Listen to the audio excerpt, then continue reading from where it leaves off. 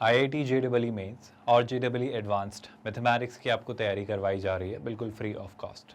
ये हम सिंगेज बुक के थ्रू कर रहे हैं। We are 100% free of cost quality online education platform from kindergarten to 12th standard. आप हमारे नोट्स, PDFs और ई बुक्स के लिए टीम से कॉन्टैक्ट कर सकते हैं। इसके लिए आपको इस वीडियो के डिस्क्रिप्शन में दिए गए लिंक गेट नोट्स पर क्लिक करना होगा। हम बात कर रहे हैं हाइपरबोला, यानी ये 7th चैप्टर है कोऑर्डिनेट ज्योमेट्री का। इसमें हम बहुत अच्छा एक डिटेल्ड मज़ेदार डिस्कशन कर रहे हैं, जिसमें हम बात कर रहे हैं कि एसिम्प्टोट्स एक नई फंक्शनैलिटी, एक नई टर्मिनोलॉजी आपको बताई जा रही है कि अगर हाइपरबोला में मैं कुछ टेंजेंट्स ड्रॉ करूं कुछ इस तरीके से कि वो इन्फिनिटी पर जाकर उससे मिले, तो वो कहलाती हैं इसकी एसिम्प्टोट। सर कुछ बहुत ही अजीबोगरीब आपने कहा है अभी। जी हाँ, बात करेंगे इस पॉइंट की कि ये एग्जैक्टली है क्या, और इसे अच्छे से प्लॉट भी करेंगे। पर एसिम्प्टोट पर एक अच्छा डिस्कशन अब शुरू हो रहा है, और ये काफ़ी मायनों में, कई सारे मायनों में एक इम्पॉर्टेंट टॉपिक है इस चैप्टर का। बहुत ध्यान से सुनिएगा, हर एक बात को अच्छे से समझना। काफ़ी क्रूशियल मैनर में, काफ़ी क्रूशियल तरीके से इस पर क्वेश्चंस आपके पूछे जाते हैं। आई होप आप ये बात समझ पा रहे हैं। हम सिंगेज जो मैथमेटिक्स का आपका पैकेज है, जो कि 5 किताबों का कलेक्शन है, coordinate geometry, calculus, vectors in 3D, algebra और ट्रिग्नोमेट्री, हम ये सारी किताबों के हर एक चैप्टर को कर रहे हैं। हम हर कंसेप्ट को कर रहे हैं और उन्हें कंसोलिडेट करने के लिए एग्जाम्पल्स उसके कर रहे हैं। उसके बाद सारे कंसेप्ट जब हो चुके होते हैं तो हम एक्सरसाइजेस के क्वेश्चंस करते हैं, ताकि आपको हर वैरायटी के क्वेश्चन का हम एक्सपोजर दे पाएँ। बात यहीं ख़त्म नहीं होती, हम चैप्टर के कंप्लीशन को कल्मिनेट करते हैं बेसिकली JEE एडवांस्ड के प्रीवियस ईयर्स क्वेश्चंस के साथ। इस तरीके से एक मजबूत तैयारी आपकी हम करवाते हैं बिल्कुल फ्री ऑफ कॉस्ट। सिंगेज में जो आपका हाइपरबोला चैप्टर है, अगर मैं एसिम्प्टोट जो आपको कंसेप्ट समझाना चाह रहा हूँ वो एग्जैक्टली क्या है, इस पर बात करते हैं। इमेजिन करिए या मान लीजिए, या ये है बेसिकली क्या आपका कॉन्जुगेट एक्सिस, और ये है लेट्स से आपका क्या ट्रांसवर्स एक्सिस। चीज़ों को देखकर कंफ्यूज मत होइएगा, बस ध्यान से सुनते जाइएगा, है ना। अब मैं यहाँ पर एक्चुअली कुछ इस तरीके से चीज़ें पाऊँगा, गौर से सुनिएगा। 2 लाइंस टेक्निकली मैं ऐसी पाऊँगा। एक लाइन ये होगी, ध्यान से सुनिएगा, और जो दूसरी लाइन होगी वो कुछ इस तरीके से होगी। इन दोनों लाइंस की ना खास एक बात है, इन दोनों लाइंस में खास बात है। खास बात क्या है? इन दोनों लाइंस की खास बात यह है कि मैं एक हाइपरबोला बनाने जा रहा हूँ, मैं एक हाइपरबोला बनाने जा रहा हूँ, और जो ये हाइपरबोला हम बना रहे हैं, ये जो आपका हाइपरबोला बन रहा है, ये जो आपका हाइपरबोला बन रहा है, इस हाइपरबोला के लिए ये जो लाइंस हैं, ये टेंजेंट्स हो सकती हैं, या हो सकती थी, या हो सकती होंगी, लेकिन इस हाइपरबोला और इस टेंजेंट, इस लाइन के साथ ये प्रॉब्लम है कि हाइपरबोला भी जाता चला जाएगा, बिल्कुल जाता चला जाएगा, ये लाइन भी जाती चली जाएगी। सिमिलरली यहाँ भी ये हाइपरबोला जाता चला जाएगा, ये लाइन भी जाती चली जाएगी। पर इन दोनों के साथ प्रॉब्लम महज इतनी सी है, इन दोनों कर्व्स के साथ प्रॉब्लम महज इतनी सी है कि ये आगे बढ़ते चले जाएंगे, लेकिन ये कभी मिल नहीं पाएंगे। हाइपरबोला का कर्व जितना ज़्यादा आप ऊपर लेते जाओगे, जितना ज़्यादा नीचे ले जाओगे, मतलब x की जितनी ज़्यादा नेगेटिवली वैल्यू बढ़ाओगे, x की जितनी ज़्यादा पॉजिटिवली वैल्यू बढ़ाओगे, पहली बात तो वो ऐसा नहीं होगा कि वो एग्जैक्ट ऐसा पैरेलल हो जाए, बिल्कुल नहीं होगा। वो बढ़ता तो रहेगा, वो बढ़ता तो रहेगा, वो बढ़ता रहेगा, है ना, वो बढ़ता रहेगा, लेकिन वो आगे भी बढ़ेगा और ऊपर भी जाएगा। इस तरीके से जाएगा कि पहली बात तो वो कभी नीचे नहीं आने वाला, वो कभी सीधा नहीं जाने वाला, और वो कभी एकदम सीधा ऊपर भी नहीं जाने वाला। आप मेरी बात समझ पा रहे हो? तो वो एग्जैक्ट इसी मैनर में बढ़ता रहेगा, आप समझ पा रहे हो। पर एक खास लाइन आपको ऐसी मिलेगी, एक खास line, actually pair of straight lines मिलेगी, पर अभी इस पार्ट के लिए, इस सेगमेंट के लिए मैं आपको समझाना चाह रहा हूँ कि एक लाइन ऐसी मिलेगी जो इस हाइपरबोला से कहीं पर भी नहीं मिल पाएगी। अच्छा, इस बात को हम मैथमेटिकली कैसे कहते हैं? इस बात को मैथमेटिकली हमारा कहने का तरीका होता है कि ये जो लाइन है इस हाइपरबोला को इन्फिनिटी पर टच कर रही होगी। मतलब ये हाइपरबोला भी बढ़ता जाएगा, ये भी, इनका गैप कम होता चला जाएगा। मतलब जैसे जैसे बढ़ते चले जाएंगे वैसे वैसे गैप कम होगा, कम होगा, कम होगा, कम होगा, लेकिन टेक्निकली ये कभी भी ज़ीरो नहीं होगा। आप मेरी बात समझ पा रहे हो? ये कभी भी, जैसे ये भी बढ़ता चला जाएगा, आगे जाता चला जाएगा, आगे जाते जाते कहीं ना कहीं ये बढ़ते बढ़ते ये बढ़ेगा, लेकिन कभी भी ये ज़ीरो नहीं होगा। ये गैप मैं एक प्रॉपर हाइपरबोला आपके लिए ड्रॉ करना चाह रहा हूँ, ताकि मैं चीज़ें आपको समझा पाऊँ कि ये जो हाइपरबोला है ये से बढ़ता जाएगा, बढ़ता जाएगा, बढ़ता जाएगा आपका टेक्निकली।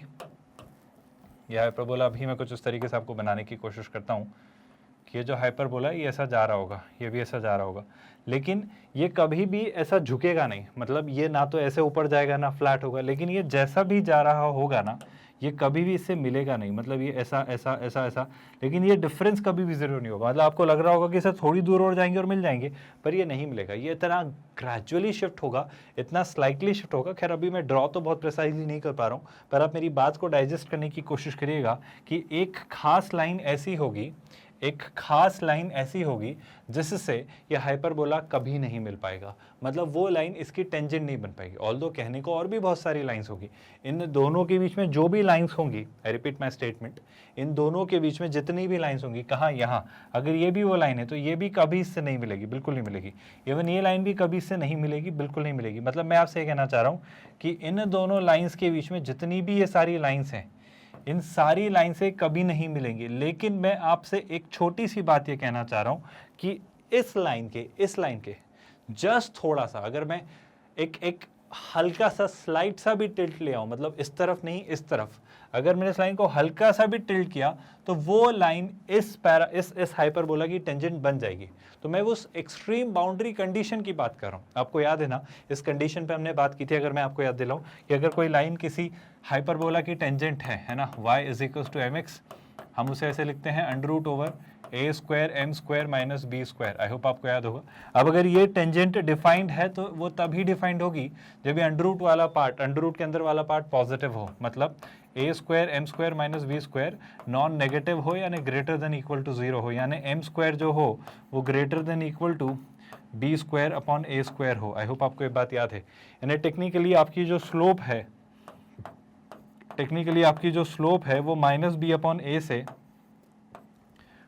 मैंने कुछ गलत लिखा क्या? हाँ मैंने गलत लिखा, ये m जो है बड़ा होना चाहिए, तो उस केस में मैं कहूँगा जो m है आपका वो या तो, सुनिएगा ध्यान से, वो या तो -∞ से -b/a तक हो, या फिर b/a से इन्फिनिटी तक हो। इसका मतलब ये है स्टूडेंट्स, गौर से सुनिएगा, कि अगर ये जो जोन है स्लोप का b/a, अगर मैंने इससे थोड़ा सा भी चेंज किया, मतलब मैंने कौन सा जोन नहीं लिया है, -b/a से b/a वाला, तो ये जो सारी लाइंस है ना, ये जो सारी लाइंस हैं जो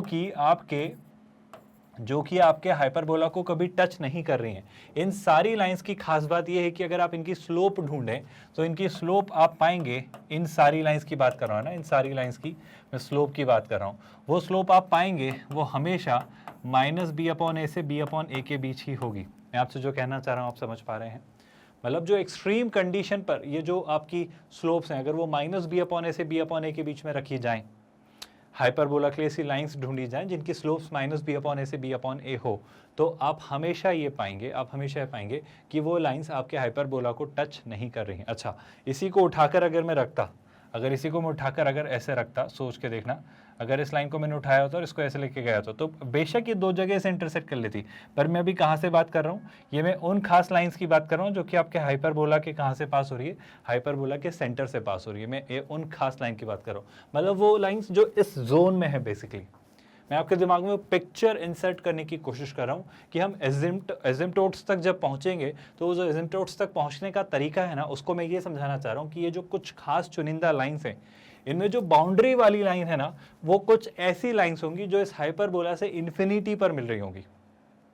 मतलब टेक्निकली इन्फिनिटी पे मिलना नहीं होता, पर मैं कह रहा हूँ कि ये भी बढ़ता चला जा रहा है, ये भी बढ़ती चली जा रही, तो ये भी ग्रेजुअली बढ़ रहा है, तो दूरी कम होती जा रही है, डिफरेंस कम होता चला जा रहा है, तो कहीं ना कहीं जाके तो डिफरेंस कम होगा। आप मेरी बात समझ पाए? तो उस पॉइंट पे जहां पे डिफरेंस 0 हो जाएगा वो होगा इन्फिनिटी, क्योंकि एक्स एक्सिस पे जैसे जैसे आप बढ़ाते चले जाओगे, वाई एक्सिस पे जैसे जैसे बढ़ाते चले जाओगे, ये भी ऊपर उठेगा और ये भी जाएगा, तो इनके बीच डिफरेंस तो बेशक कम हो रहा है, पर जिस रेट पे कम हो रहा है उस हिसाब से मिलेंगी नहीं कभी। क्या आप मेरा पॉइंट समझ पा रहे हो? मैं आपको एजिम्प्टोट्स का कंसेप्ट डाइजेस्ट करवाना चाह रहा हूँ, है ना, और इस बात से थोड़ी चीज़ें क्लियर करना चाह रहा हूँ। अगर आपको ये बात समझ आ रही है तो थोड़ी और क्लैरिटी लेते हैं, गौर से सुनिएगा, मैं ये कहना चाह रहा हूँ, सुनते जाइएगा। अब काम की बात को अगर मैं उनके कॉन्टेक्स्ट से समझाऊँ तो सुनिएगा। हम जानते हैं एजिम्प्टोट जो होती है, हम नहीं जानते बेसिकली, हम अब जानेंगे कि सर एजिम्प्टोट्स जो होती हैं, एजिम्प्टोट जो होती है वो एक लाइन होती है जो इस तरीके से होती है कि that a curve approaches as it heads towards infinity. मतलब एजिम्प्टोट यानी वो लाइन जिसकी तरफ कर्व पहुंचता है जब वो कर्व या वो लाइन या वो उसके पॉइंट्स कहाँ पहुंच रहे हो, इन्फिनिटी की तरफ। मतलब टेक्निकली ये जो इसकी बिल्कुल क्लोजेस्ट लाइन होगी ना, कि इसके जस्ट थोड़ा सा भी टिल्ट करता तो वो टेंजेंट बन जाती, वो नहीं, एक वो लाइन जिसको कर्व अप्रोच कर रहा होगा जब आपका x क्या बन रहा हो, जब आपके x और y किसको अप्रोच कर रहे हो, जब आपके x और y इन्फिनिटी को अप्रोच कर रहे हो। मतलब इस लाइन को वो कर्व अप्रोच कर लेगा, वो अचीव कर लेगा। अचीव इन्फिनिटी पे करना क्या होता है, वो अप्रोच ही करना होता है। आप मेरी बात समझ पा रहे हो। ये लिमिट का थोड़ा कंसेप्ट है जो हम लिमिट, कंटिन्यूटी और डिफरेंशिएबिलिटी के बाद और अच्छे से पढ़ेंगे। पर मैं कहना चाह रहा हूँ, अगर ये कर्व इस लाइन को अप्रोच कर रहा है, कहाँ पर, इन्फिनिटी पर, तो उस केस में इस लाइन को हम क्या कहेंगे, एसिम्प्टोट। किसकी, इस कर्व की।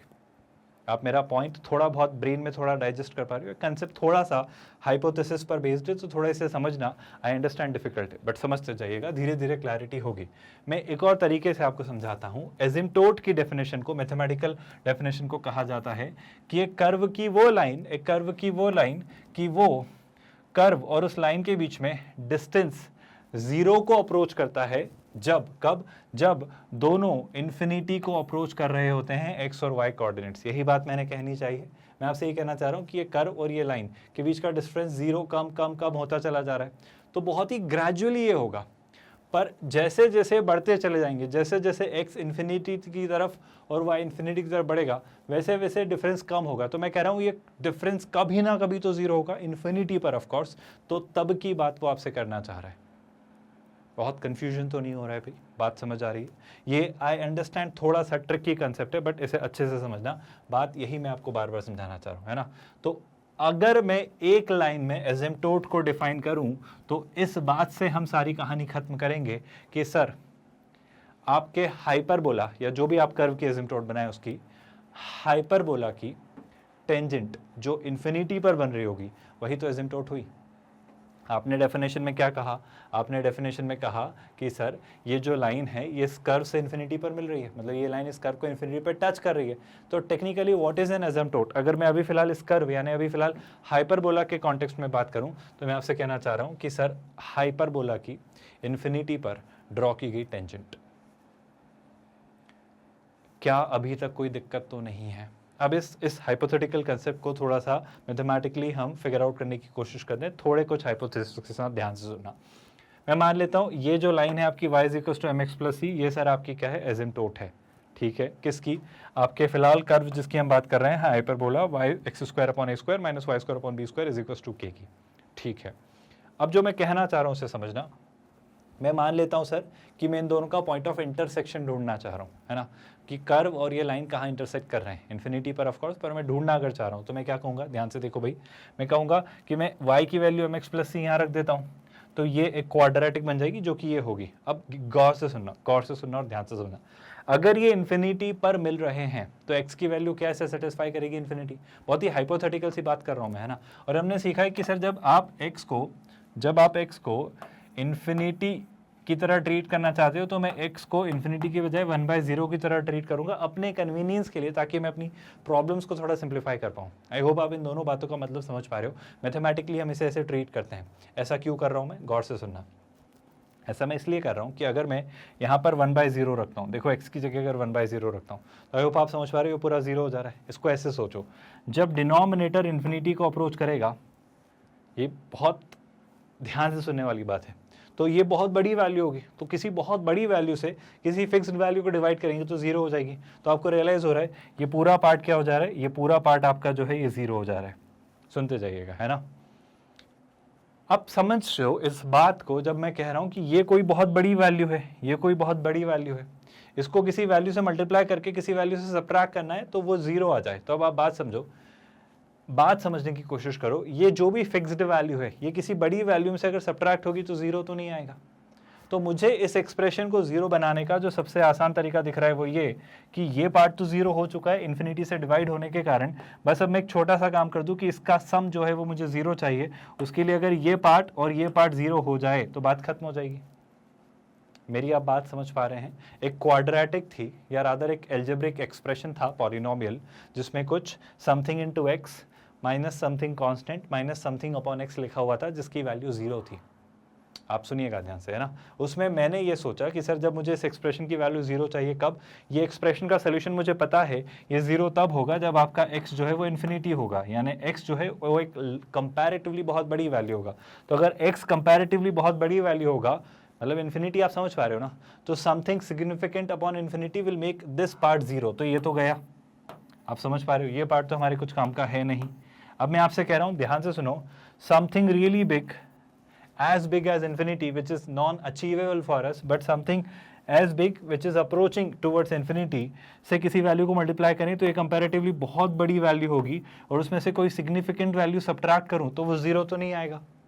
आप सोचो थोड़ा एक अपने कॉमन सेंस वाली बात से, this is going to be something very big, उसमें से कोई एक सिग्निफिकेंट वैल्यू सब्ट्रैक्ट करें तो ये 0 तो नहीं आएगा ना। तो इसको 0 बनाने का तरीका क्या होगा?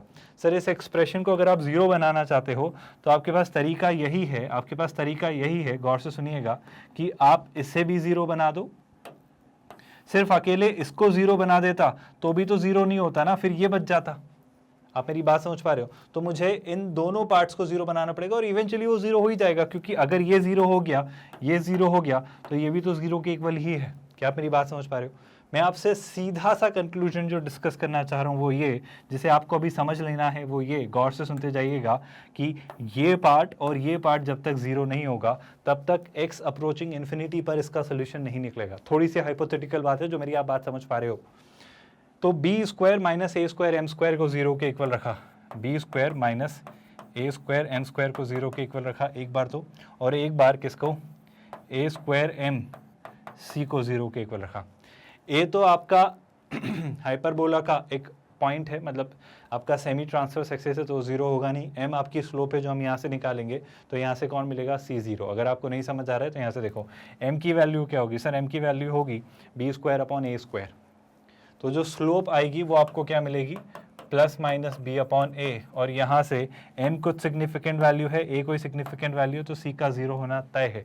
मैं आपसे ये कहना चाह रहा हूँ कि m की वैल्यू मुझे मिल रही है, c की वैल्यू मुझे मिल रही है, और टेंजेंट की इक्वेशन जो हमने मानी थी वो क्या थी, वो थी y is equal to m x plus c, यानी टेंजेंट की इक्वेशन क्या हो जाएगी, y is equal to plus minus b upon a times x plus c, यानी प्लस 0, क्योंकि c 0 है। तो ये उसकी एजिम्प्टोट की इक्वेशन है, और एजिम्प्टोट के बारे में ध्यान से देखो, वो y is equal to m x वाला फॉर्म है, तो क्लियर सी बात है सर वो ओरिजिन से तो पास होगा, वो 0,0 से तो पास होगा।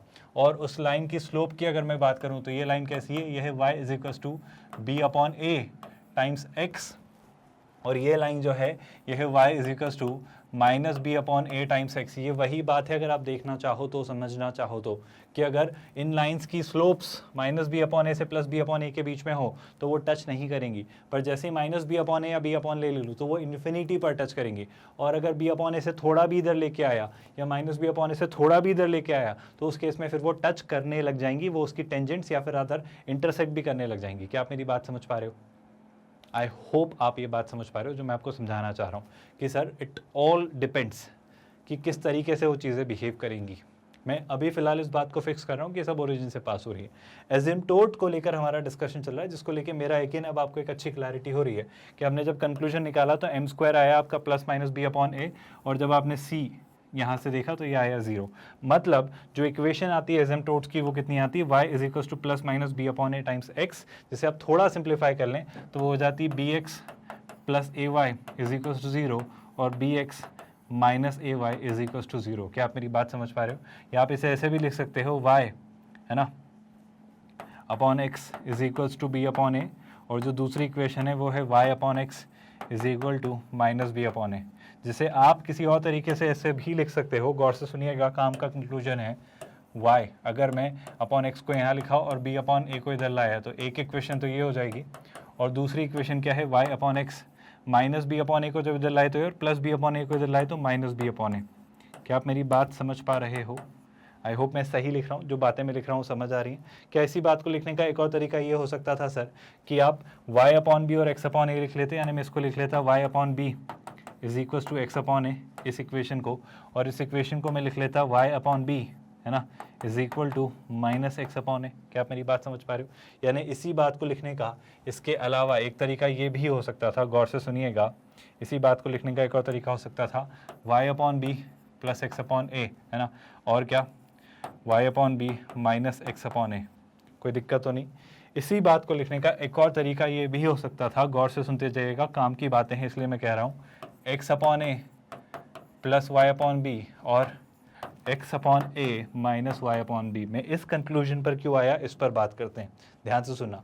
हमें जो फाइनली जो इक्वेशन मिल रही थी, जो आपको एसिम्प्टोट्स की इक्वेशंस मिल रही थी, उसे हमने क्रैक करके कुछ ऐसा लिखा, मैं कहता हूं अगर ये आपकी लाइन L1 की इक्वेशन है और अगर ये लाइन L2 की इक्वेशन है, तो पेयर ऑफ स्ट्रेट लाइंस जो किसी एक फिक्स्ड पॉइंट से पास हो रही हैं, इनकी इक्वेशन में लिख सकता हूं क्या? इनकी इक्वेशन को लिखने का एक और तरीका है sir, L1 L2 is equal to 0। हम दोनों का प्रोडक्ट कर लेते हैं। अब आप देखो ध्यान से, ये और ये पार्ट आइडेंटिकल है और ये पार्ट आइडेंटिकल है, तो जब इनका प्रोडक्ट करेंगे तो वो आ जाएगा x square upon a square minus Y square upon b square is equal to 0।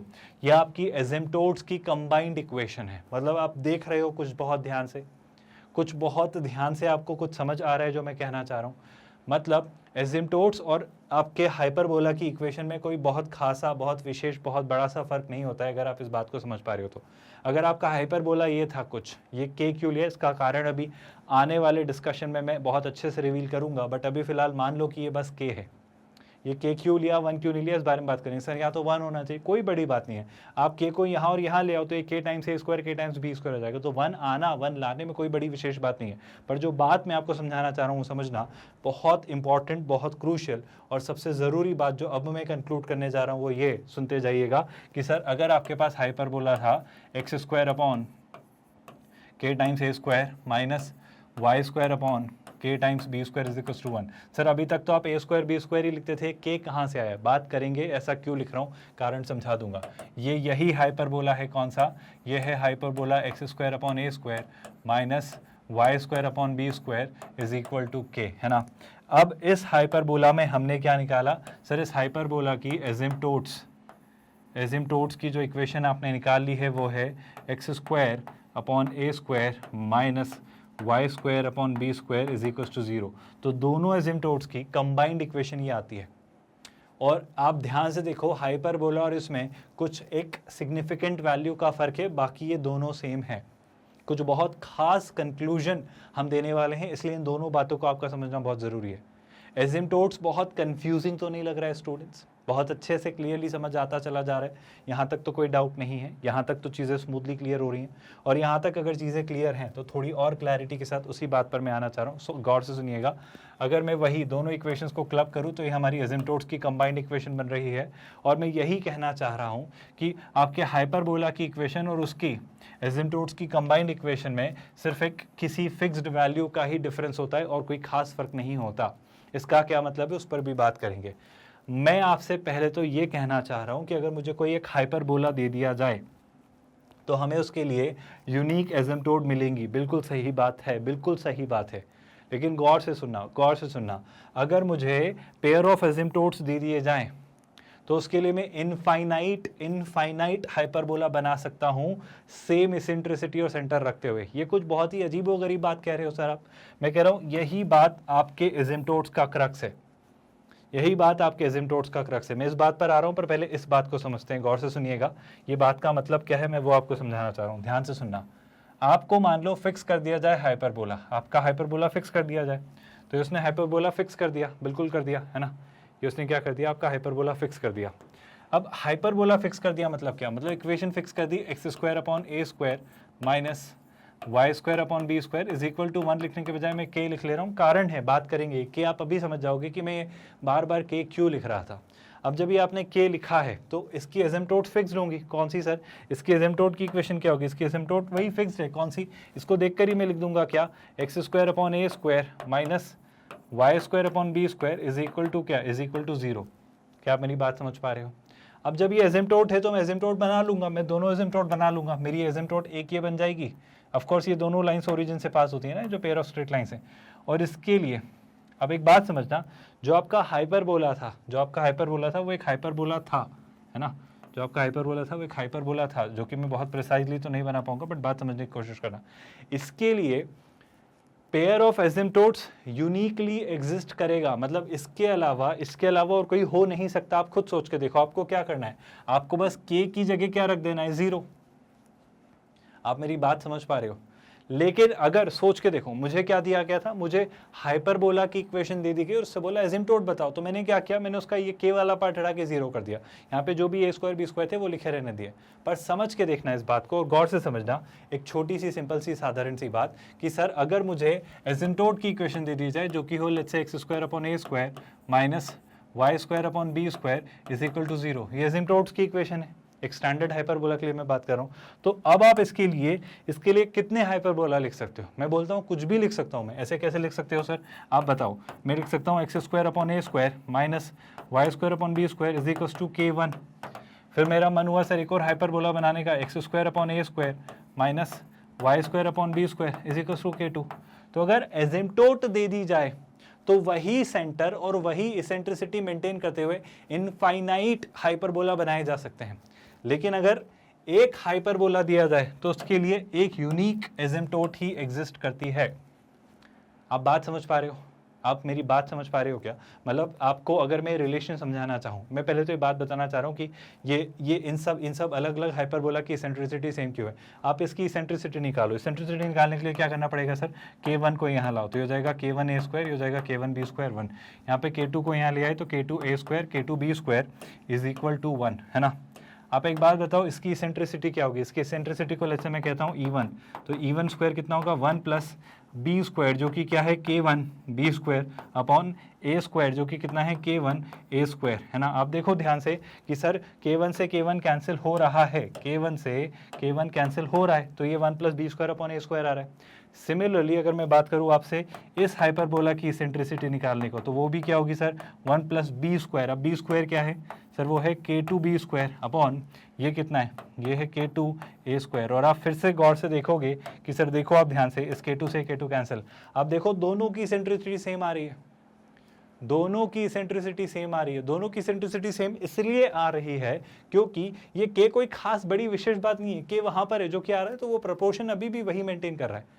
आप इस हाइपरबोला दोनों का सेंटर देखो, दोनों का सेंटर भी सेम है। मतलब मैं ये कहना चाह रहा हूं कि अगर मैं एसिम्प्टोट फिक्स कर भी दूं तो उसके लिए मैं इनफाइनाइट हाइपरबोला बना सकता हूं जो सेम एसिम्प्टोट को फॉलो करेंगे। लेकिन अगर मैंने कोई हाइपरबोला फिक्स किया है तो उसके लिए मुझे यूनिक एसिम्प्टोट ही चुननी होगी जो कि कुछ इस तरीके से बस k को जीरो करके बना दी जाएगी। क्या ये पॉइंट आपको समझ आ रहा है? मैं एक नंबर से भी आपको ये बात समझाने की कोशिश करता हूँ ताकि ये बात बहुत अच्छे से आपके ब्रेन में डाइजेस्ट हो। जैसे समझो, मैं अगर एक आपको एक कोई सा भी हाइपरबोला देता हूँ, जैसे कि लिखा है sir x square upon 16 minus Y square upon 9 is equal to 1, एक आपका हाइपरबोला है। तो इसकी आप एसिम्प्टोट की पेयर वाइज इक्वेशन क्या लिखोगे? मैं कुछ नहीं करूँगा, बस इस 1 को जीरो कर दूंगा। मतलब मैं क्या लिख दूंगा, X square upon 16 minus Y square upon 9 is equal to 0। ये इसकी एसिम्प्टोट्स की पेयर वाइज इक्वेशन है, बात खत्म। जी हाँ, सच में बात खत्म। मतलब कोई हाइपरबोला की एसिम्प्टोट की इक्वेशन इतनी आसानी से आप लिख सकते हो, अगर स्टैंडर्ड हाइपरबोला की बात करो फिलहाल तो मैं, है ना। लेकिन आप बात समझना, बात गौर से समझना। बात यह है कि अगर मुझे कोई एसिम्प्टोट दे देता, मुझसे कहता कि आप ये नहीं है, ये आपको पता है कि ये नहीं है, ऐसा कुछ है ना, आपको नहीं पता है कि कोई हाइपरबोला था या नहीं था, आपसे कोई कहे कि मेरे पास ये एसिम्प्टोट की इक्वेशन है, तो बताओ आप अब इसके लिए हाइपरबोला क्या हो सकता है? तो आप कहोगे कि सर क्या बात कर रहे हो, हम इसके लिए हाइपरबोला बना देंगे, x square upon 16 minus Y square upon 9 is equal to 1। पर कोई समझदार स्टूडेंट कहेगा कि नहीं सर, सिर्फ यही क्यों बन रही है, और वह सच में समझदार होगा, वो जेन्युइनली इंटेलिजेंट स्टूडेंट की बात कर रहा हूँ कि सर आप यही क्यों लिख रहे हो, आप इसको ऐसा क्यों नहीं लिख सकते, आप इसको ऐसा क्यों नहीं लिख सकते, 16 इंटू 2 और 9 इंटू 2, क्या बुराई है इसमें? आप देखो ना, इस हाइपरबोला की भी तो एसिम्प्टोट यही है, आप देख लो आराम से, आप निकाल लो। ऐसे कैसे सर, इसकी भी एसिम्प्टोट यही है। आप देखो ना, 1 को जीरो कर दो, फिर सर 2 भी तो कॉमन ले सकते हैं, ले लो, 2 कॉमन ले यहाँ पहुँचाए 0, तो बात वही बन गई ना। मैं आपसे ये कहना चाह रहा हूँ, एक सिंपल सा रिलेशन है कि मैं दुनिया के सारे हाइपरबोला यहाँ रख दूँ, है ना, मैं दुनिया के सारे हाइपरबोला यहाँ रख दूँ, जैसे कि मान लो वो हैं ये सारे हाइपरबोला है, बस ऐसे ही सिंबल से डिनोट कर रहा हूँ, और ये दुनिया की सारी एसिम्प्टोट्स यहाँ रख दूँ, है ना, वो लेट्स से ये हैं सारी एसिम्प्टोट्स, उनको बस सिंबल से डिनोट कर रहा हूँ। अब अगर मैं मैपिंग करूँगा तो पता है मैं क्या कहूँगा, मैं कहूँगा कि इस हाइपरबोला की एक यूनिक एसिम्प्टोट ही होगी। आप समझ रहे हो, इस हाइपरबोला की एक यूनिक एसिम्प्टोट ही होगी। लेकिन सुनिएगा ध्यान से, इस एसिम्प्टोट के लिए इस एसिम्प्टोट के लिए कोई और हाइपरबोला भी हो सकता है, मतलब इस हाइपरबोला की भी यही एसिम्प्टोट हो सकती है, इवन कोई और हाइपरबोला की भी यही एसिम्प्टोट हो सकती है। आप मेरी बात समझ पा रहे हो?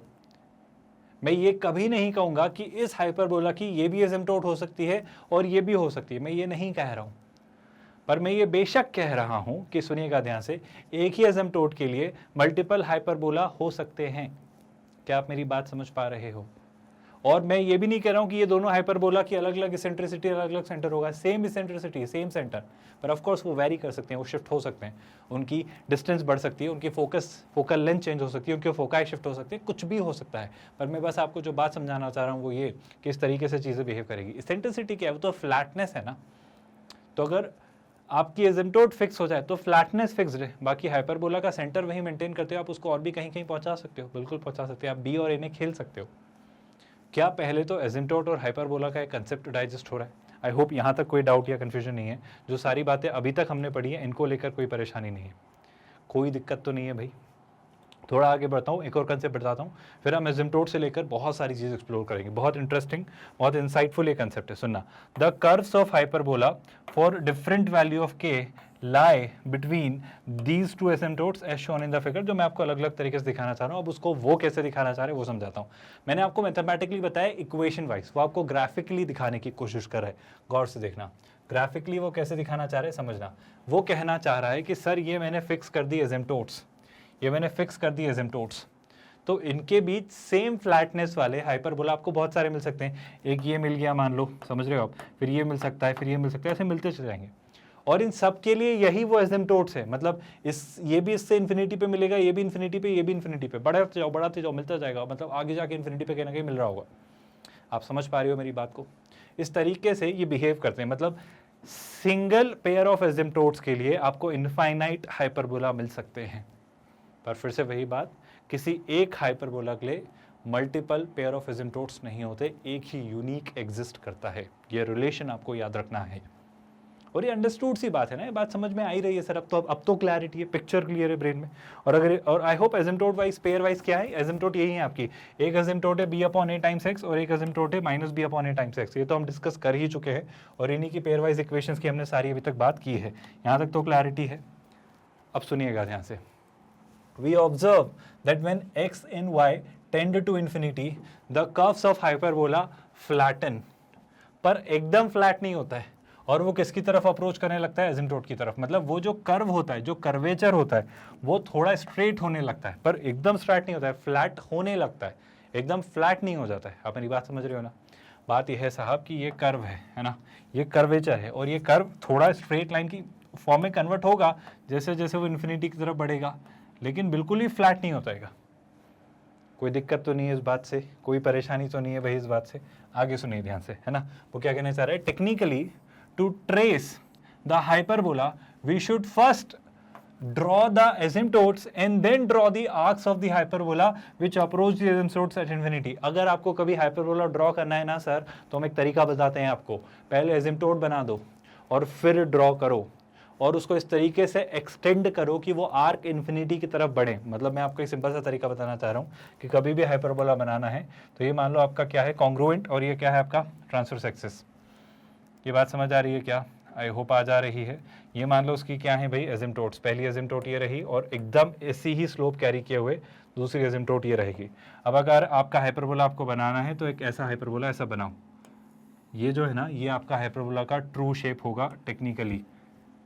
ये जो है ये आपका हाइपरबोला होगा। आप बात समझ पा रहे हो? ऐसे दिखेंगे हाइपरबोला कि वो जैसे जैसे बढ़ेगा वैसे वैसे इसकी तरफ बढ़ेगा, और ये इसकी क्लोजनेस बढ़ेगी। यहाँ पर भी ऐसा ऐसा इस तरफ ऊपर नहीं आएगा, वो नीचे की तरफ जाएगा, एक क्लोजनेस बढ़ेगी, और ये भी और उसकी तरफ ही जाएगा, उसकी तरफ जाएगा और उसके क्लोज जाएगा। आप बात समझ पा रहे हो? ये डिस्टेंस कम होती चली जाएगी।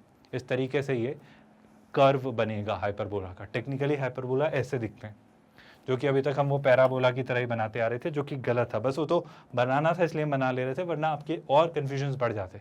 पर आपको हाइपरबोलिक शेप्स को लेकर क्लैरिटी मिल रही है कि आपको एसिम्प्टोट कितना वैल्यूएबल एक कंसेप्ट है जो आपकी हेल्प करेगा हाइपरबोला को ड्रॉ करने में, है ना। अब सुनना, also we observe that axes of hyperbola are angle bisector of the pair of asymptotes, ये तो तय बात है साहब, ये तो बहुत अच्छी और क्रूशियल बात है। आप खुद इस बात को नोटिस कर पा रहे होंगे कि सर देखो, ये अगर कॉन्ग्रुएंट एक्सेस है, ये अगर कॉन्ग्रुएंट एक्सेस है आपका, है ना, बहुत सही, ये आपका क्या हुआ, कॉन्ग्रुएंट एक्सेस। और इसी तरीके से ये क्या रहा, ये रहा ट्रांसवर्स एक्सेस। बिल्कुल सही बात है सर, ये रहा ट्रांसवर्स एक्सेस। अब अगर मैं आपसे पूछूं दोनों, आपको दोनों क्या बनाने को, एसिम्प्टोट, तो एक एसिम्प्टोट ये है, आप सोच के बताओ इस एसिम्प्टोट की इक्वेशन क्या है सर, ये है y is equals to b upon a times x, है ना, मैं पेयर वाइज नहीं लिख रहा हूँ, मैं दोनों के इंडिविजुअल लिख दे रहा हूँ। और एक एसिम्प्टोट की इक्वेशन ये है, जो कि क्या हो जाएगी कुछ इस तरीके से, जो कि कुछ इस तरीके से आपकी आ जाएगी। आप मेरी बात समझ पा रहे हो क्या? और इस एसिम्प्टोट के लेकर आपका ओपिनियन क्या है सर, ये है y is equal to minus b upon a times x. आप देख रहे हो ना, आप ये बात तो समझ पा रहे हो ना कि देखो सर, सिंपल सी बात है, जितनी ये यहाँ से इंक्लाइंड है उतनी ही ये यहाँ से इंक्लाइंड है, क्योंकि आप स्लोप देखो, बस सीधा सा सॉर्टेड सा डिफरेंस है, कोई खास नई बात नहीं है। आप मेरी बात समझ पा रहे हो? यानी ये एंगल और ये एंगल सेम है। अब ये एंगल और ये एंगल सेम है, मतलब सीधी सी बात है सर, ये एंगल और ये एंगल भी सेम होगा, क्योंकि ये 90 था। मेरी बातों से आप सहमत हो क्या? मतलब आप खुद सोच के देखो कि ये जो कॉन्ग्रुएंट एक्सेस है वो यहाँ पर एंगल बाइसेक्टर की तरह बिहेव कर रहा है, किसके बीच में, इन दोनों आपके एसिम्प्टोट्स के बीच में।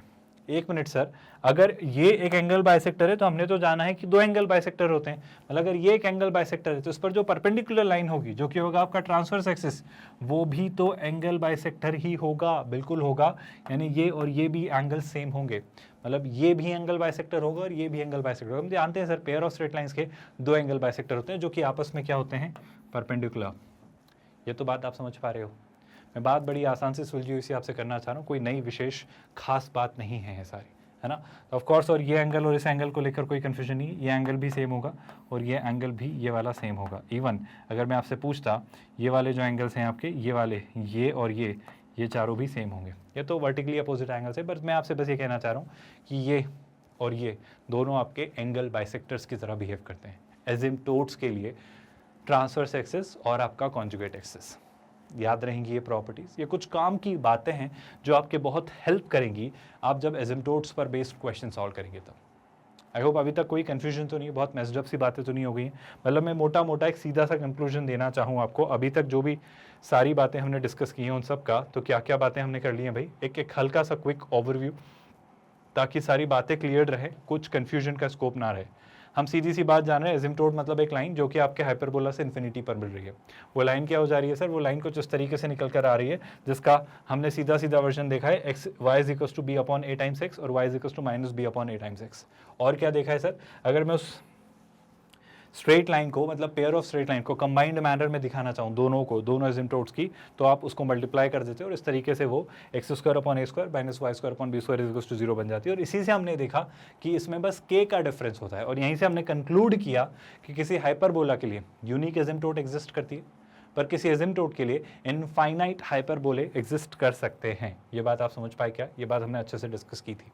इसके बाद हमने क्या डिस्कस किया, इसके बाद हमने डिस्कस किया ये कुछ काम की बातें कि सर बहुत ज़रूरी बात कि एसिम्प्टोट के थ्रू आप, ये बात तो हम डिस्कस कर ही चुके हैं, बात मैं फिर से रिपीट कर रहा हूँ, ये बात हम यहाँ पर कर रहे हैं कि वो फ्लैट होते चले जाता है ना, फ्लैटन होते चले जाता है। दूसरी बात, हाइपरबोला ड्रॉ करने का सबसे अच्छा तरीका एसिम्प्टोट बनाओ, फिर उसकी तरफ उसे अप्रोच करवाओ, है ना। तीसरी बात, आपके जो कॉन्जुगेट एक्सिस और ट्रांसवर्स एक्सिस हैं वो आपके एसिम्प्टोट्स के एंगल बाइसेक्टर्स होते हैं। क्या इतनी बातें समझ आ चुकी हैं? अब काम की बात सुनिएगा ध्यान से, बहुत क्रूशियल बात है। अगर ये आपका हाइपरबोला है, ये के हम जानबूझ के ले रहे हैं, अब आपको रीज़न समझ आ रहा है कि मैं एक रैंडम सा कोई भी हाइपरबोला नहीं दे रहा हूँ, उससे बहुत सारे हो सकते हैं। तो उनके लिए जो स्लोप्स होती हैं जिसके बीच टेंजेंट लाई करेगी, कि अगर हमने ये डिस्कशन टेंजेंट के दौरान किया था और मैंने आपको तब वहाँ भी कहा था कि डिस्कशन को और आगे हम कंटिन्यू करेंगे, ये आज वही हम कर रहे हैं कि हमने कंक्लूड कर रखा है कि अगर आपको टेंजेंट चाहिए तो वो हमेशा आपकी माइनस इन्फिनिटी से माइनस बी अपॉन ए और बी अपॉन ए से इन्फिनिटी के बीच ही होती है। अगर उन टेंजेंट्स की स्लोप्स आपने इसके बियॉन्ड रख दी, मतलब आपने माइनस बी अपॉन ए से बी अपॉन ए के बीच कोई स्लोप रख दी, तो फिर वो टेंजेंट नहीं बनेगी, वो इतना इंक्लाइन हो जाएगा कि वो उसे या तो इंटरसेक्ट कर रहा होगा या कहीं और से निकल जाएगा, मतलब बेसिकली इंटरसेक्ट ही करेगा या फिर उसको टच ही ना करे, है ना, प्रॉब्लम ही आ जाएगी। पर इसी तरीके से मैं एसिम्प्टोट्स की स्लोप्स की बात करूँ, ये जो plus minus b upon a है वो लिमिटिंग वैल्यूज़ हैं, मतलब आप प्लस बी अपॉन ए से ज़्यादा नीचे मत जाना, वरना फिर वो इंक्लिनेशन बिगड़ेगा, और माइनस बी अपॉन ए से भी इस तरफ नीचे उसको और टिल्ट मत करना। माइनस बी अपॉन ए वो मैं स्लोप बता रहा हूँ, एंगल नहीं बता रहा हूँ, इंक्लिनेशन नहीं बता रहा हूँ, पर आई होप आप मेरा पॉइंट समझ पा रहे हो, है ना। मतलब ये वो लिमिटिंग वैल्यूज, और इसका डिस्कशन हम कर चुके हैं कि अगर टेंजेंट ये रेंज रखता है तो माइनस बी अपॉन ए से प्लस बी अपॉन ए के बीच की वैल्यूज पर टेंजेंट नहीं मिलेंगी आपको हाइपरबोला की। ये डिस्कशन ने तब भी किया था और आज वापस कर रहे हैं, क्योंकि माइनस बी अपॉन ए और बी अपॉन ए आपकी एजेंटोड्स होती हैं, वो फाइनल टेंजेंट्स होती है जिसके एक्सट्रीम पर और आपको टेंजेंट्स नहीं मिलेंगी। तो अगर आप इनके बीच गए, मतलब माइनस बी अपॉन ए से या तो छोटी रखो स्लोप तो आपको टेंजेंट मिल जाएगी, या फिर प्लस बी अपॉन ए से बड़ी रखो आप स्लोप तो टेंजेंट मिल जाएगी। पर माइनस बी अपॉन ए और प्लस बी अपॉन ए के बीच आपने टेंजेंट रखी तो आपको, मतलब स्लोप रखी तो आपको टेंजेंट नहीं मिलेगी। क्या ये बात आप समझ पाए? ये बात हमने डिस्कस की है आज ही, है ना। इसको आप इन फिगर से भी देख सकते हो, खुद सोचो सर, ये एक हाइपरबोला है, ये एक हाइपरबोला है, ध्यान से देखना। ये आपका हाइपरबोला आपको दिख रहा है, मैं और अच्छे से इसे ड्रॉ कर देता हूँ। ये आपका हाइपरबोला आपको दिख रहा होगा, ये आपका हाइपरबोला है, जो वो बुक वाले लोग बहुत अच्छे से बना लेते हैं, है ना। हम लोग बहुत प्रिसाइजली ऑब्वियसली नहीं बना पाएंगे।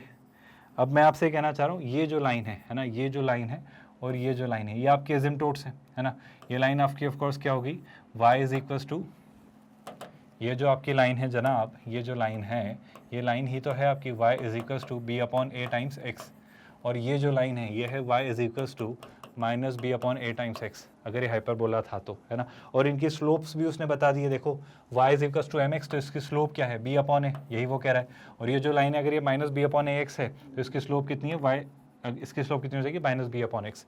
अब आप इसके इधर और इसके इधर जो भी लाइन लोगे, जितनी भी लाइन लोगे, वो लाइन इसकी टेंजेंट नहीं बन पाएंगी। प्रॉब्लम समझ आ रही है आप सभी को? अगर आपने बोला कि नहीं सर, इस स्लोप वाली लाइन को उठा के अगर मैंने टेंजेंट बनाने की कोशिश की, तो आप कोशिश करो, वो टेंजेंट नहीं बन पाएगी, वो उसे ज़्यादा से ज़्यादा क्या कर देगी, इंटरसेक्ट कर देगी। क्या आप मेरी बात समझ पा रहे हो? ये प्रॉब्लम आपको नज़र आ रही है क्या? ये प्रॉब्लम आप आई होप डाइजेस्ट कर पा रहे हो, ये प्रॉब्लम आप समझ पा रहे हो कि इन लाइन्स के बीच में, मतलब आई होप ये बात आपको डाइजेस्ट हो रही है कि जैसे ही इसके बियॉन्ड अगर मैंने चीज़ें शिफ्ट करी तो फिर प्रॉब्लम कैसे आएगी, कैसे चीज़ें बिगड़ेंगी, कैसे चीज़ें डिटीरियोरिएट होंगी। आई होप ये बात डाइजेस्टेबल है ना, ये बात बहुत अच्छे से अंडरस्टैंडेबल है। अब सुनते जाइएगा अगली बात। अगली बात ये कि लाइन L1 जो है आपकी, उसकी जो स्लोप है, if that is what greater than b upon a, और जो लाइन L2 है उसकी स्लोप जो है that is less than minus b upon a. I repeat my statement, ये जो स्लोप है 10 का जो ग्राफ है, ये जो लाइन्स है इसके बीच में, इन लाइन्स की स्लोप्स ऐसी हैं कि उसको अगर आप उठा के लेकर जाओगे तो हाँ सर वो टेंजेंट की तरह बिहेव कर देगी। आप बात समझ पा रहे हो? लेकिन इनके बियॉन्ड अगर आपने कोई लाइन चुनी, इनके बियॉन्ड अगर आपने कोई लाइन चुनी तो वो क्लियर सी बात है, वो आपके लिए टेंजेंट नहीं बनेगी, क्योंकि ये लिमिट करती हैं इसको। आई होप आप बात समझ पा रहे हो। इन केस कोई कन्फ्यूजन है तो ये बात मैं फिर से दूर कर देता हूँ एक प्रॉपर मैनर में चीज़ें ड्रॉ करके। ध्यान से सुनिएगा, बहुत गौर से समझते चले जाइएगा। यही बात आपके आज के इस चैप्टर का क्रक्स है, मतलब इस टॉपिक का क्रक्स है एजिम्प्टोट्स का। सुनिएगा ध्यान से, है ना। मैं एजिम्प्टोट्स को लेकर ही पूरा डिस्कशन आपका कंटिन्यू कर रहा हूँ। यहाँ पर से और क्लियरली आप समझ जाएंगे कि पहली एजिम्प्टोट अगर ये रही, है ना, और दूसरी एजिम्प्टोट अगर मैंने ये बनाई होती, आई होप हम सही तरीके से बना रहे हैं, बिल्कुल सही। अब सुनिएगा ध्यान से, है ना। अगर आपका एक कर्व है, अगर आपका ये कर्व है जो कि इस तरीके से जा रहा है और जो कि इस तरीके से जा रहा है ना, सिमिलरली यहाँ से भी अगर बनाया तो ये कर्व इस तरीके से जा रहा होगा और ये कर्व यहाँ पर इस तरीके से जा रहा होगा। उनका ये कहना है कि ये जो आपकी बाउंड्री कंडीशंस हैं, ये जो बाउंड्री कंडीशंस हैं, यहाँ पर अगर इसमें अगर आप रिस्ट्रिक्ट करोगे चीज़ों को तो वो टेंजेंट्स बन जाएंगी, लेकिन इनके बियॉन्ड अगर पुश करोगे, इसके और इसके बियॉन्ड अगर पुश करोगे तो वो टेंजेंट्स नहीं बनेंगी, या तो वो इसे इंटरसेक्ट करेंगी या फिर वो कुछ भी तरीके से बिहेव नहीं करेंगी। ये मैं आपको यहाँ पर इस तरीके से दिखाना चाह रहा हूँ कि ये जो लिमिट है आपकी, ये कितनी है, बी अपॉन है। आप समझ पा रहे हो क्या, है ना। ये स्लोप है बाय द वे, ठीक है क्या, क्योंकि इस लाइन की इक्वेशन क्या है, ये है equation y is equals to b upon a times x. इस लाइन की इक्वेशन क्या है, y is equals to minus b upon a times x, और इस लाइन की स्लोप क्या हो जाएगी, इस लाइन की स्लोप हो जाएगी आपकी माइनस बी अपॉन ए। अब गौर से सुनेगा, हमने क्या रिस्ट्रिक्ट किया है, हमने कंक्लूड किया है कि अगर कोई टेंजेंट है आपकी तो माइनस इन्फिनिटी से माइनस बी अपॉन ए तक हो। आई होप आपको ये बात याद है, आपको ये बात याद है, अगर वो टेंजेंट है तो, या फिर वो क्या हो, या फिर वो बी अपॉन ए से कहाँ तक हो, बी अपॉन ए से आपकी इन्फिनिटी तक हो। ये बातें आपको याद हैं, बहुत अच्छे से याद होंगी। तो सोच के देखना, माइनस इन्फिनिटी से b अपॉन ए, यानी कि क्या, यानी कि ये वाला जोन, यानी कि क्या आपका ये वाला जोन। आई होप आप समझ पा रहे हो बहुत अच्छे से, बहुत क्लियरली। और b अपॉन ए से इन्फिनिटी तक मतलब क्या, आपका ये वाला जोन, मतलब ये स्लोप b अपॉन ए है और इस स्लोप को वो क्या कह दे रहा है, इस स्लोप को वो कह दे रहा है इन्फिनिटी। और ये जोन कितना है, माइनस b अपॉन ए, और यहाँ से उठा के लाए तो इसको वो क्या कह दे रहा है, माइनस इन्फिनिटी। इस तरीके से देखते हुए कि वो लाइन यहाँ पर आ गई, उसको वो 270 डिग्री की तरह ट्रीट कर रहा है। इन्फिनिटी माइनस 50 हमारे लिए अभी इतना बड़ा मैटर ऑफ कंसर्न नहीं है।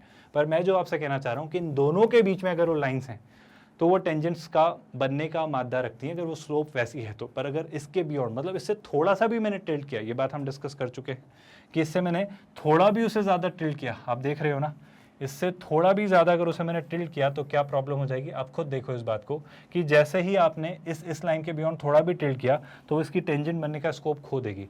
सर कोई तरीका अगर मैं इसका टेंजेंट बना पाऊँ, आप नहीं बना सकते, सुनना ध्यान से, क्योंकि अगर मैंने इसको थोड़ा भी टिल्ट किया, मैंने इस तरफ से अगर इसे एडजस्ट किया तो इस तरफ से इसको स्ट्राइक कर रही होगी, वो नहीं बन पाएगी। आप मेरा पॉइंट समझ पा रहे हो? तो आपको, आपके पास वो बनाने का चांस ही नहीं है अगर आपने इसकी स्लोप कहाँ से कहाँ तक रख दी, माइनस b अपॉन ए से b अपॉन ए के बीच में। आप बात समझ पा रहे हो क्या? आपको स्लोप हमेशा या तो माइनस इन्फिनिटी से माइनस b अपॉन ए ये वाला जोन, या फिर b अपॉन ए से इन्फिनिटी ये वाला जोन, इसमें रखनी होगी अगर आपको इस हाइपरबोला की टेंजेंट बनानी है तो। स्लोप, ये स्लोप को लेकर उसने रिस्ट्रिक्शन दिया है, कोई दिक्कत तो नहीं है, कोई परेशानी तो नहीं है। ये बात आई होप अब अच्छे से क्लियर है, और इसी बात को वो यहाँ पर आपको डाइजेस्ट करवाने की कोशिश कर रहा है। ध्यान से देखिएगा, अच्छे से समझिएगा। लाइन L1 जो थी, जो आपकी इस तरफ थी, उसकी स्लोप क्या थी, b अपॉन ए से बड़ी थी क्योंकि वो इस तरफ टिल्ट हुई थी।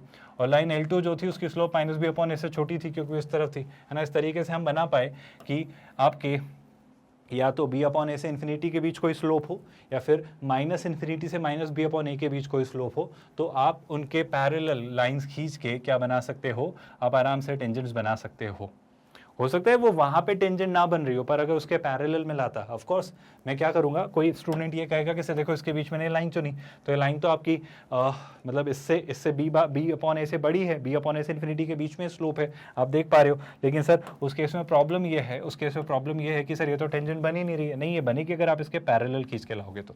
ये वो बात कहना चाह रहा है। आई होप ये बात आपको समझ आ रही है। आगे सुनिएगा, आगे क्या, लाइन L3 और L4 भी उसने बनाई है, जिसको उसने इस तरीके से बनाया है कि अगर वो आपके इस कंडीशन के बियॉन्ड चली जाए, यानी माइनस b अपॉन ए से और b अपॉन ए के बीच में अगर आ जाए, अगर वो कहाँ आ जाए, अगर वो इनके बीच में अपनी स्लोप कैरी करे, तो फिर जो उसने लाइन L3 और L4 बनाई है वो इस तरीके से हैं कि फिर वो इंटरसेक्ट कर ही देंगी हाइपरबोला को, और उस केस में वो टेंजेंट नहीं बन पाएंगी। आप ट्राई करके देखिएगा, आप इस बात को एविडेंटली समझो कि जैसे ही आप अब इसके बियॉन्ड पुश करोगे तो वो इंटरसेक्ट कर ही देगा ना सिर्फ यहाँ बल्कि यहाँ भी। आई होप आप मेरा पॉइंट समझ पा रहे हो। बस यही बात मैं आपको यहाँ पर कहना चाह रहा हूँ।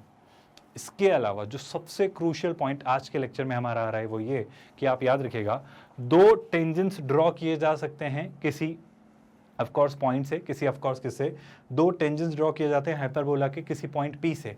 किन हालातों में, अगर वो आपके एसिम्पटोट्स के बीच वाले रीजन में लाई कर रहा है तो। लेकिन कौन से रीजन में, अब उस पर बात करते हैं। सुनिएगा ध्यान से, मैं आपको एक क्लैरिटी देने की कोशिश करता हूँ।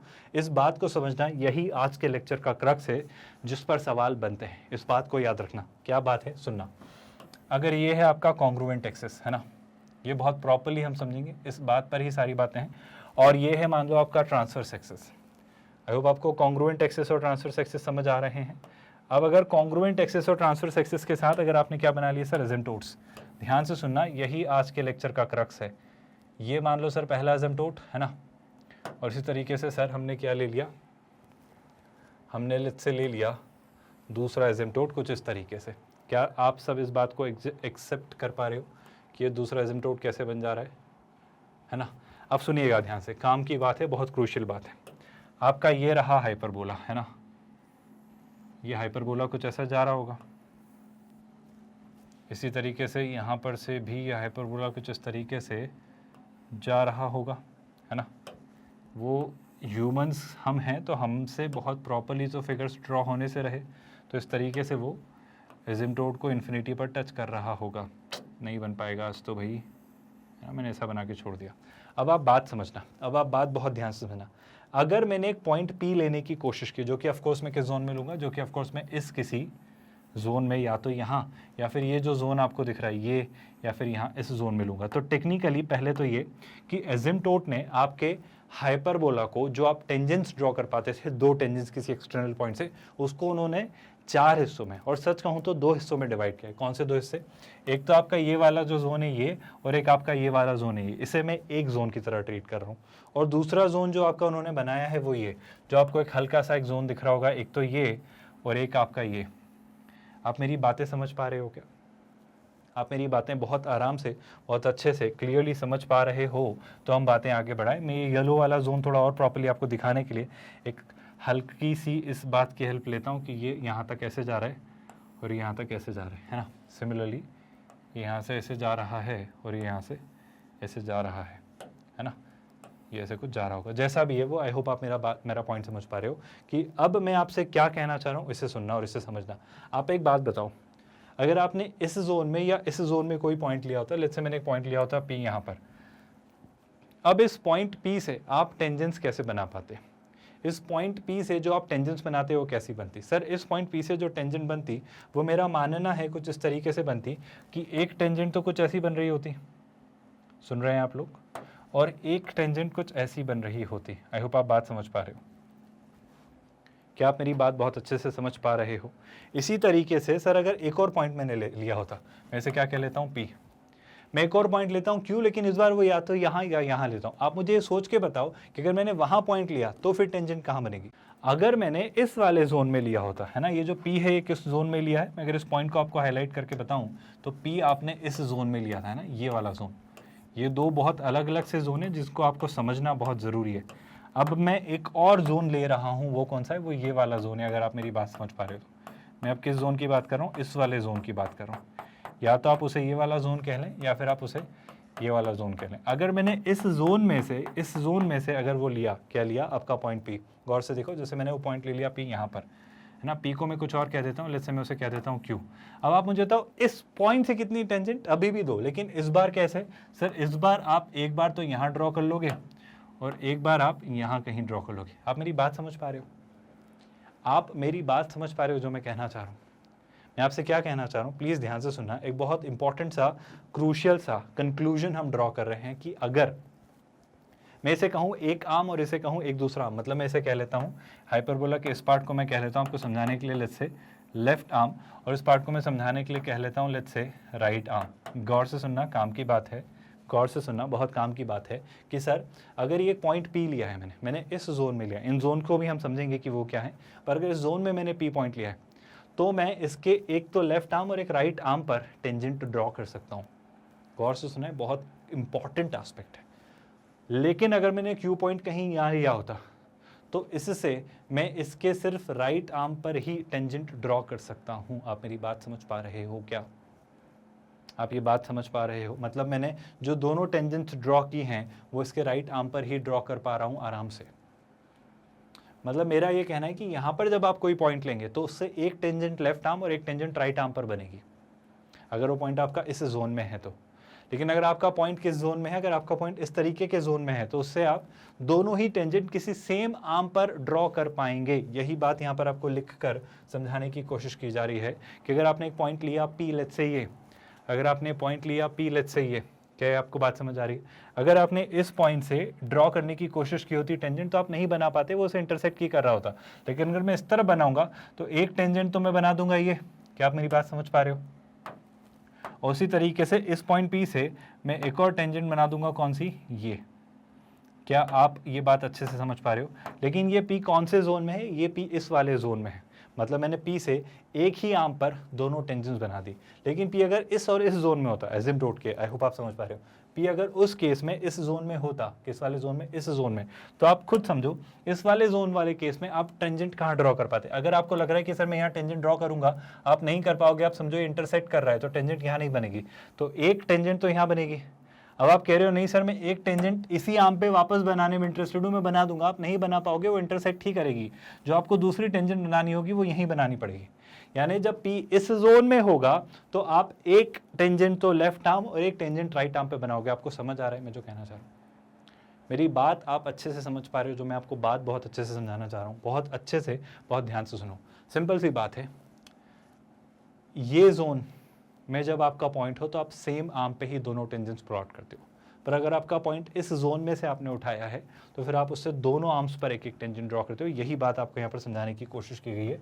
जरा इस बात को पढ़िए, आप समझ जाएंगे। सुनिएगा, two tangents drawn to hyperbola from point P lying in the region between the asymptotes where the branch of the, ये उसे आर्म को ब्रांच कह दे रहा है, लेफ्ट ब्रांच और right branch, branch of the hyperbola does not lie are to the different branches of the hyperbola. ध्यान से देखना भाई, ये बात ध्यान से देखना, और यही बात आपके इस पूरे चैप्टर का अब एक इंपॉर्टेंट क्रक्स है जिस पर सारी बातें बनेंगी। मैं दोनों बातें आपको समझा रहा हूँ, यहाँ पर एक लाइन मिसिंग है, ये वाली लाइन है ना, सुनना, ये लाइन में ढूंढ रहा था।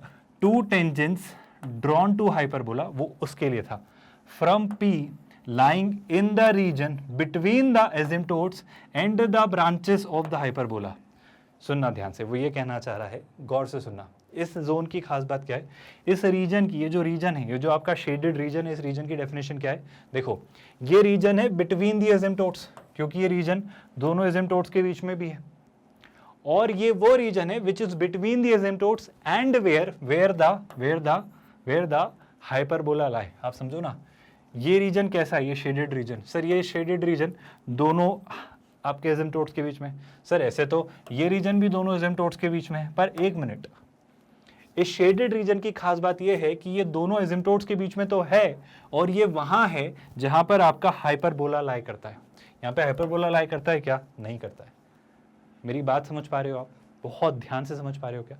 अब इस रीजन को देखो, इस रीजन की खास बात क्या है, अगर मैं इस रीजन की सिंपल सी बात आपको समझाऊं तो इस बार ये जो रीजन है ये दोनों एसिम्प्टोट्स के बीच तो है, पर ये वहां है जहां एलिप्स लाई नहीं करता है।